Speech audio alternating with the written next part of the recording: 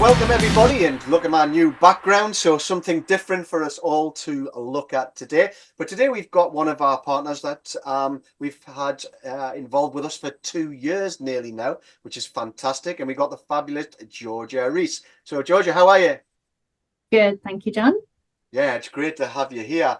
And Georgia does a lot of the work with the FTG and many other companies in getting people into Alcumus. But before we go into Alcumus, and we talked about all of the kind of intricacies and what you need, tell me a bit about yourself, Georgia, a bit about your past, where you've come from and how you've ended up in the role you are today. Yeah, absolutely. So I'm recruitment partner at Alcumus. I've been with the business now for just over 2 years. I head up the recruitment then and look after all of kind of the recruitment side of things within our Isoclar division of the business. Okay. I have had quite an interesting type of background. Didn't go to uni, didn't do the typical path really. So came out of school, did my A levels, did an apprenticeship within TV. So did my apprenticeship with BBC Wales. Wow.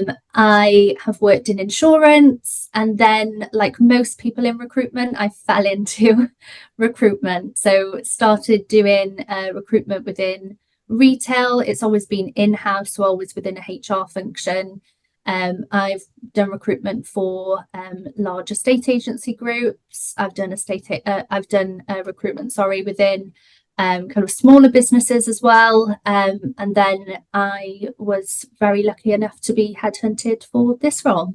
Wow. I'm not surprised, to be honest with you, because I know that we speak to a lot of people who you speak to first, before it goes further into the business and stuff like that, and always kind of say a lot of, good things about you. So that's why the partnership's growing and why we're having Yeah. success. But we'll talk about some of that success as we move forward.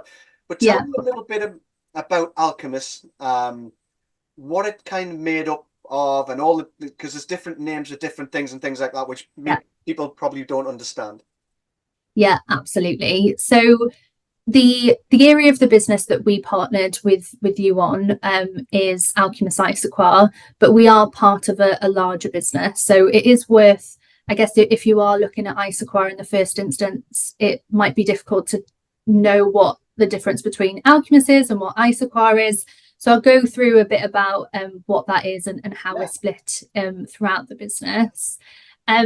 Ultimately, what we do as an overall business, we're Alcumus. So we help organizations of all sizes manage and anticipate and avoid risks that endanger their people, Okay. their operations, and our planet. So if we look at our core divisions, we've got Safe Contractor, we've got Planet Mark, and we've also got Isoclar. So if I start with Safe Contractor, it's home to 5 of its own brands, and they work together then to help our customers mitigate risks and grow their businesses. Okay. So through health and safety accreditation, Safe Contractor ensures contractors meet essential compliance standards.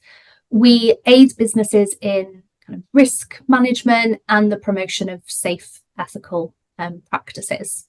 So if we look at our suite of solutions, they include contractor accreditation, health and safety support, HR assistance, as well as online training. We are based, if we look at our head office, we're based in Cardiff, but we also have offices that look after this area of the business that are located over in North America as well, in Canada. So we are a global business. We grow both through, being organic growth, but also through acquisitions as well. So we acquired a business last year called Planet Mark, and their focus is on sustainability certification that recognises continuous improvement, encourages action, and builds empowered community of like-minded individuals within the sustainability space. So if we look at Planet Mark and their aim, it's to help organisations measure and reduce their carbon footprint, engage their stakeholders, and of course then improve overall sustainability performance. Last but not least, then, of course, we've got Alcumus Issaquah. So we are one of the most recognised and respected UCAS accredited certification bodies. We have around 96 lead auditors that are employed with us now across the UK. And we're split into 6 geographical regions across England, Scotland, and Wales. Okay. We, looking at, I guess, what Issaquah does and the types of audit. So if we look at the core kind of standards that we work with, it would be around quality management systems, environmental management systems, occupational health and safety, and also information security as well. Okay, fantastic. Well, wow, I've learned loads there as well. I guess that's because we've been kind of defined around a certain area, but yeah, very, very knowledgeable there. That's amazing. So people will get a lot from that. yeah. And we'll work out in a minute what it is you need and what we're looking for and things like that. But what kind of success have we seen from this partnership, FTG to Alcumus? Yeah. Has it been working? Absolutely. So we've seen great success with this partnership, both through the online career fairs and also in person as well. So we've seen great success from the start, really. Some of the roles, I guess, that have come from the armed forces into an auditor role, just to give a bit of context of how they transfer over, or what that type of role might look like within the forces that would be suitable as a lead auditor. We've had someone from the British Army that was an information service engineer. Right. We've had a network engineer. We've had a service desk engineer for the MOD. We've had an aircraft technician that went on to do engineering and then came to us. We've had assurance and audit technical exec from the MOD as well. So it does range. If we look at the types of roles that we've brought on into the auditor space, it would be largely around engineering and IT. Okay, that's interesting. And there's been a promotion lately as well through all this, hasn't there? Probably Absolutely. Yeah, absolutely. So Simon Giles, I'm sure he won't mind me mentioning. It is public knowledge. But we met Simon through Forces Transition Group. He joined the business, I want to say, in April 23. And because of the growth that we've seen, we were able to implement this year a number of promotional and progression roles for our existing auditors. So Simon, put his hat in the ring and went for the role of regional operations manager, and he was successful. So he's now heading up our newly established 6th region, and yeah, we're kind of just transferring him from auditing into that role, but I'm sure we'll see great success, and he seems to be hitting the ground running already. It's absolutely awesome, and it's great to hear. It's what it's all about, really, and there's nothing better than to hear of a success. We get people coming back saying we've got this and we've done this, and it just makes your day every single time. It doesn't matter what else happens in the business. It's that success. It's that smile that goes onto somebody's face. It's that future. It's that family who are now going to be able to move forward. It's all fantastic. Yeah, absolutely. Now, what makes a great person leaving the forces, come into Alcumus? What's the skill set? What is it you're really looking for? Yeah, absolutely. So there will be people that have done auditing or have experience around auditing, and that's absolutely great. Yeah. We do look at types of industry experience. So as I mentioned, through IT or engineering, for example, but there's lots of kind of soft skills that you would have within the forces that are very transferable to being a lead auditor. So whether that's through your communication skills, it's a client-facing role. So being able to go into a room of clients and communicate with them effectively, looking at attention to detail. So you're going through an audit, you're writing up reports, having that attention to detail will be really important. Interpersonal skills, analytical thinking, time management, being able to adapt to different environments. Of course, that is something within the forces that you do all the time. Within auditing, you might be auditing a small to medium-sized business one day, you might be auditing an enterprise the next day. So very different types of settings. So being able to adapt to those different types of settings would be really important. And just being able to, I guess, have that emotional intelligence as well.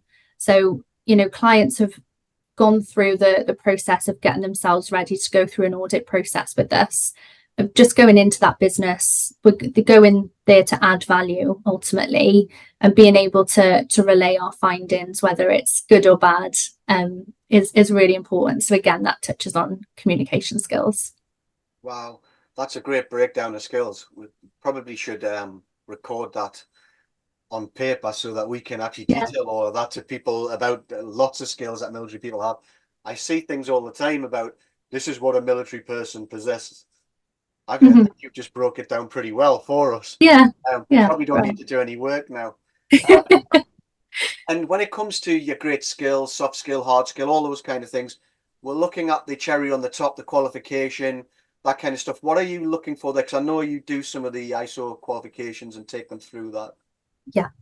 So with us, you don't need to have any of the ISO standards, any of the ISO or auditing qualifications to be successful. We have a thorough 12-week training program where we would take new starters through that. What we look for over anything else is your transferable skills and experience, and whether that's soft skills or experience within industry. So, for example, engineering, as I said, IT. We also look at civvy experience. So I know it kind of goes against what the advice of tailoring your CV for a specific role. We are a bit different in that sense where we're quite nosy and we want to know everything. So from the moment that you've, kind of left school, if you've done kind of bricklaying, for example, if you've worked in a warehouse, Okay. if you've worked within logistics, all of that is really useful for us to know, because the types of clients that you would be going out to visit would transfer to the experience that you've had. So, for example, if you've done building or construction, if you've been on those sites, you would likely then be paired up with clients within that same sector. So it's looking at the overall experience, transferable skills, making sure that kind of those values and personal values match up, as well as an overall business. But also then, all the training is provided through us. That's fantastic. And is a degree level standard needed? No. So nothing like, nothing's got to be there at a certain standard. As long as they've got the soft skill and some kind of background, then there's got a good chance of being able to come into work for your business or organization.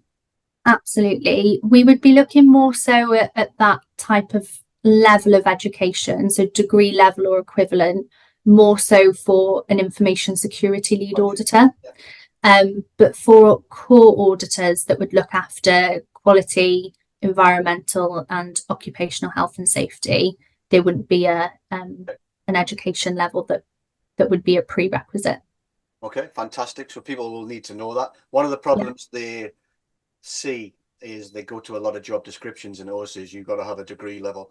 Well, one of the things that we're doing now is we're going to place a degree for free and give them to every single person in the military moving forward. It's we've got a pilot starting in September.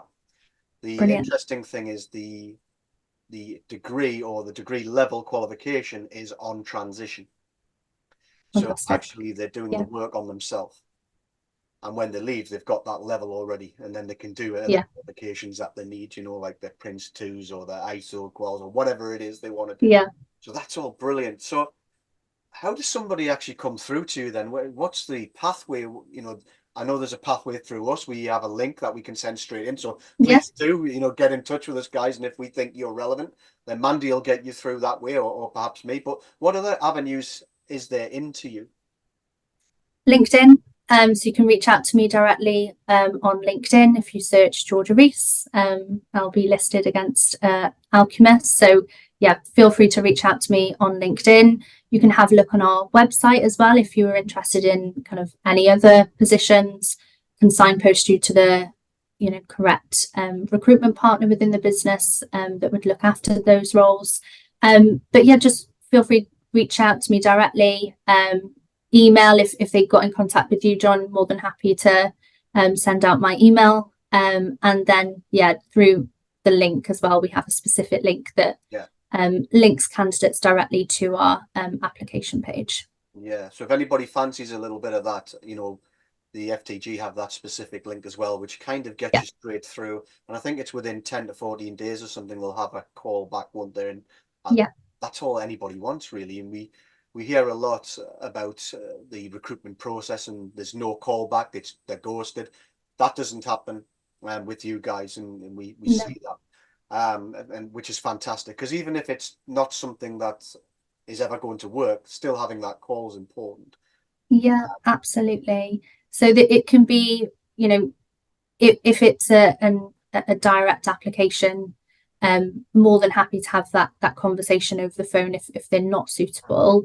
In the first instance, it would usually be an email, but if there was a follow-up call that they were interested in having feedback on their CV, excuse me, or wanted to have a chat, I'm more than happy to do that as well. If of course then anyone that goes through the recruitment process, they'd always have a call on any feedback.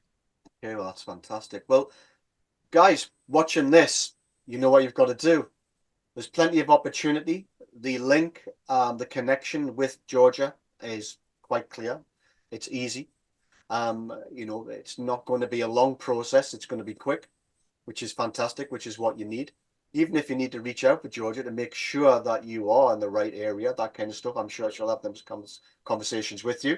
But Georgia, thank you so much, from me personally, because without you and believing in what we do and starting this all up with us a couple of years ago, we just wouldn't be sitting here, and we wouldn't have created more opportunity for people. Maybe they would have found their way into you, but the way that we're doing things is changing stuff, changing the pathway. We need to create as many pathways into as many different arenas as we can. And clearly the way that you do it really does work. And I wish, we could get more people to make it as easy as that. Clearly it's not always going to work like that in business, but the pathway we have with you is fantastic, and long may it continue, and we will continue getting people through to you. But everybody who's watching, just get in touch with Georgia. I promise you, she is fantastic, and I promise you, she will do everything she can to have that connection, have that call, and get you into maybe your future. But thank you very much. Brilliant. It's amazing to see you, and thank you. No doubt we'll catch you soon at the next event. Absolutely. Thank you so much, John. Stay safe. Take care.